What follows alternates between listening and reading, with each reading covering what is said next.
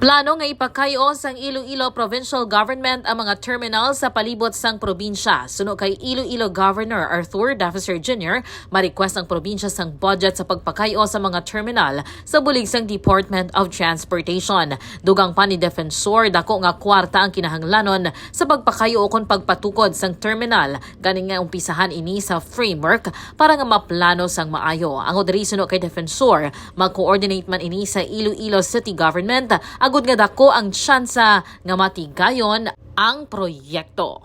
And by the way, isa sang pangayo nato to that we will start working ang spade work is we will request for a budget for the terminal. No?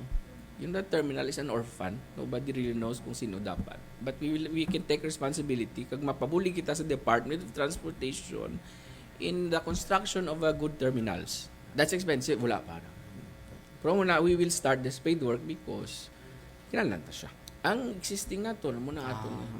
Inisi ka K5, Alex Escalante para sa Kampiyon nga Balita, Serbisyo Publiko, kag Kalingawan sa Iloilo. K5 News FM. This news is brought to you by, do you feel tired all the time? Do you have frequent infections? Do you have always cold? It's a sign of low immune system. Boost your immune system with Clinica D3 Bio, antibacterial, natural antioxidant, immune system booster. Clinica D3 Bio has vitamin D3, lauric acid, and monolurine to fight against all viruses. Try Clinica Vitamin D3 with Coccus nocifera.